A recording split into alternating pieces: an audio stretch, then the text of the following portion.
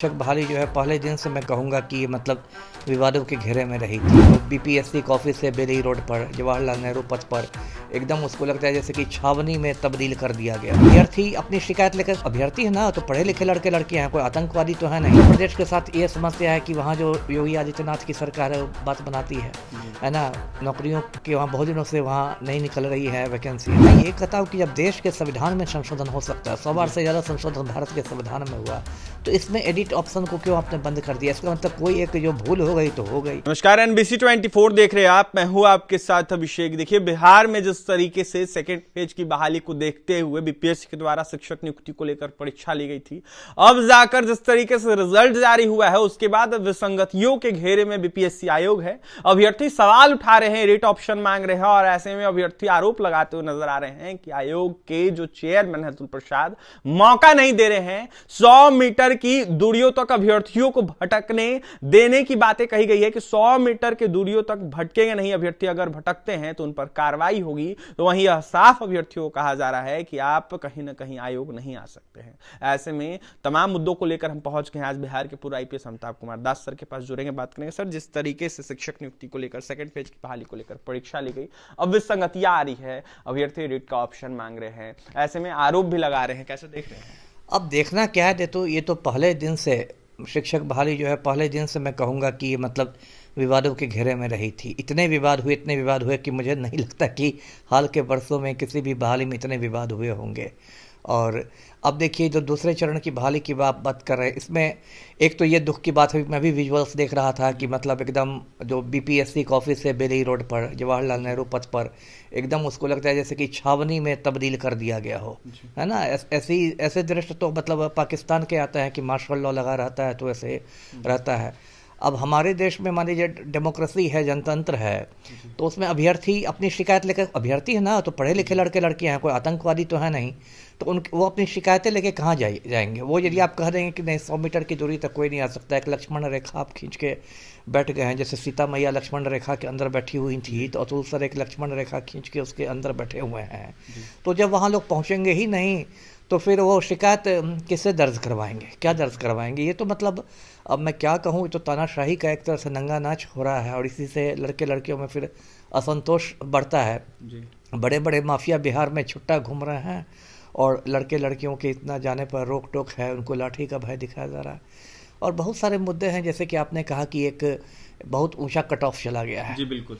तो उसकी तो एक ये वजह है कि पहले देखिए डोमिसाइल नीति थी। डोमिसाइल का ये मतलब हुआ कि जो बिहार के अस्थायी निवासी हैं, जो लड़के लड़कियां वहीं भर सकते हैं जी।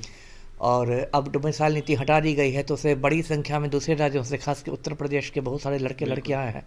उत्तर प्रदेश के साथ ये समस्या है कि वहाँ जो योगी आदित्यनाथ की सरकार है बात बनाती है ना, नौकरियों की वहाँ बहुत दिनों से वहाँ नहीं निकल रही है वैकेंसीज और बहाली नहीं हो रही है, तो वहाँ तो अच्छे खासे जो मतलब आप कह सकते हैं कि जो योग्य लोग हैं वो बेरोजगार हैं और वो बिहार का रुख देख कर रहे हैं, क्योंकि दाल रोटी का संकट है, तो नेचुरल है कि वो बिहार का रुख करेंगे।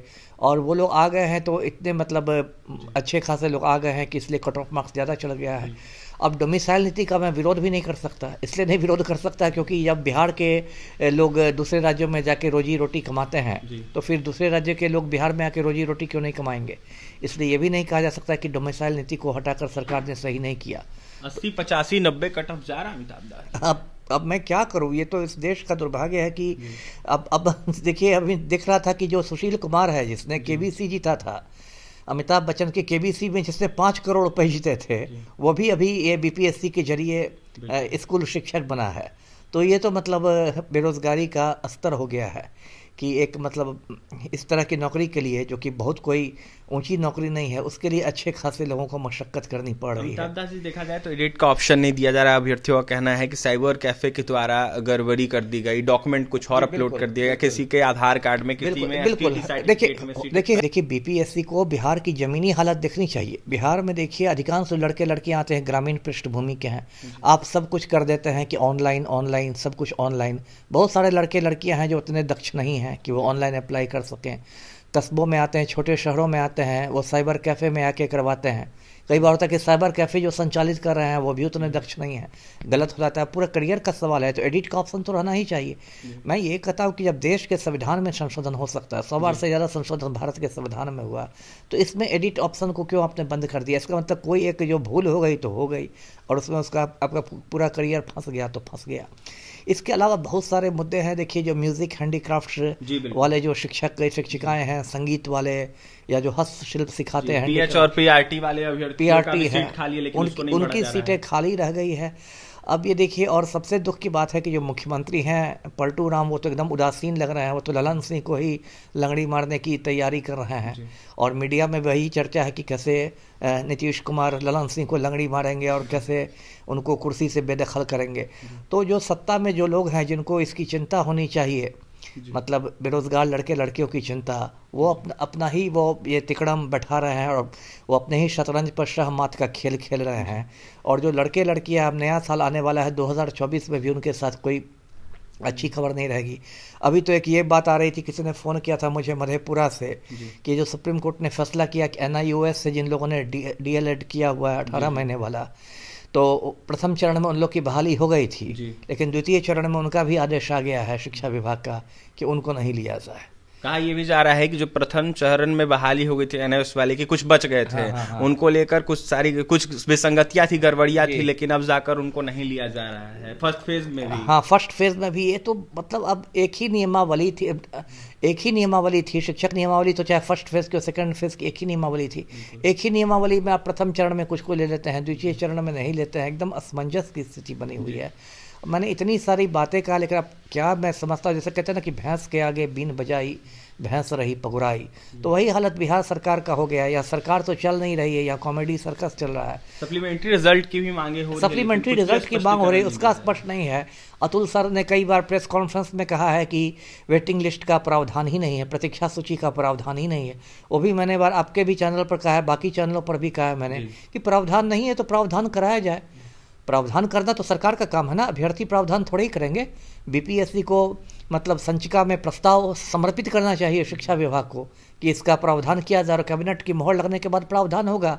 अभी कैबिनेट की मोहर लगी तो कैसे इसको नियोजित शिक्षकों को राज्यकर्मियों का दर्जा मिल गया कि अब उनको सहायक अध्यापक के रूप में माना जाएगा।